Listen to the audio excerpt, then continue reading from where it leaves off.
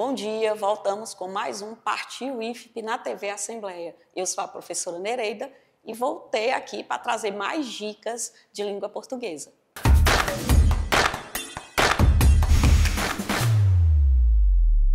Lembram ainda da aula passada a diferença entre compreender e interpretar? É ler aquilo que está dito, as informações que estão explícitas. Interpretar é aquela habilidade de ler nas entrelinhas, que nós ainda vamos falar sobre esse conteúdo também de forma mais detalhada.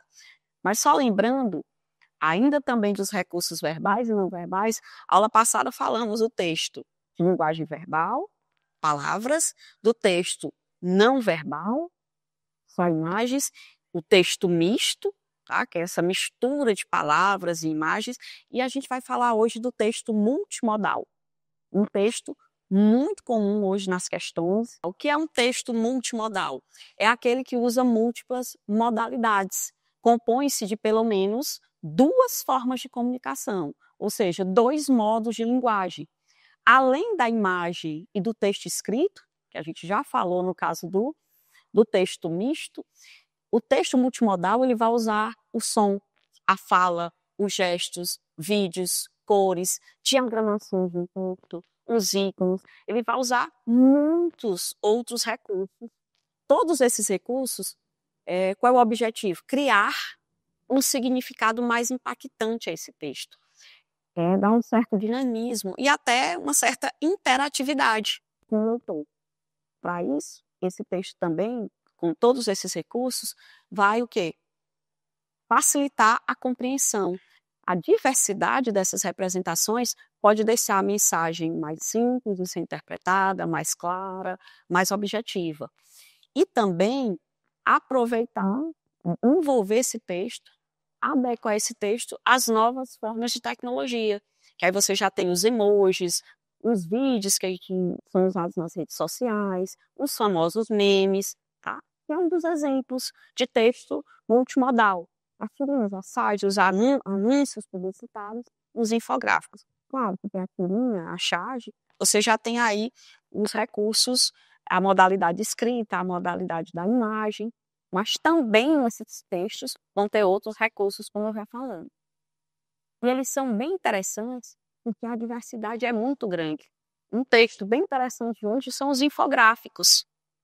Muito interessante. Os memes, como eu já falei, os emojis, os ícones, tudo isso pode estar presente no anúncio publicitário. As figurinhas, as famosas figurinhas WhatsApp, que não tem movimento, as cores, sem uma imagem vale por uma frase inteira. Então são textos, como eu falei, que carregam um dinamismo, eles chamam mais atenção e tornam bem mais expressivo. Depois das dicas, chegou a nossa hora de praticar, exercitar as nossas dicas. Mais uma questãozinha do nosso classificatório. Então você está aqui uma imagem, analise todos os detalhes, o contexto, e é uma imagem bem do nosso conhecimento de mundo. Você tem uma sala de aula, professora escrevendo, né, no quadro, e os alunos no celular. Uma cena bem comum hoje. Na outra parte, você já percebe que os alunos não estão mais prestando atenção no celular. Por que será? A imagem, ela já diz tudo. Então, vamos lá. Que tipo de crítica esse texto faz? Então, boa parte dos textos que utilizam a multimodalidade, eles têm uma intenção crítica muito interessante e que você precisa estar atento para reconhecer. Então, o texto faz uma crítica. Letra A, a postura da professora ao permitir o uso em excesso do celular em sala. Aí você já sabe que essa daí não tem nada a ver com o texto. A falta de internet nas escolas, prejudicando o uso das novas tecnologias. É um problema a falta de internet, prejudica o uso das novas tecnologias, mas não é o caso que está sendo colocado aqui na tira. A falta de acesso ao conhecimento pelo pouco uso das tecnologias, no caso aí eles estão usando o celular de maneira até excessiva. Ao modo como os governos regulamentam o uso de celular em sala de aula, você percebe que essa informação que tem na letra D não tem nada a ver com o que está sendo apresentado no texto. Letra E, ao uso do celular em sala de aula pelos alunos, como motivo de distração. Então, na hora que você analisa, se você prestar bem atenção a cada detalhe, você não tem dúvidas na hora de interpretar e responder a questão. Qual seria a letra? A letra E. A uso do celular em sala de aula pelos alunos como motivo de distração. Então, você tem outra questão do nosso classificatório, um texto usando tanto a linguagem verbal quanto a linguagem não verbal, as imagens. Então, é o seguinte, você tem todas as imagens, analise com cuidado, é uma tirinha, então vamos lá. Nossa, tia, que fartura! Então o personagem já olha, você já observa a mesa, ele se referindo à mesa, é uma grande diversidade de alimentos.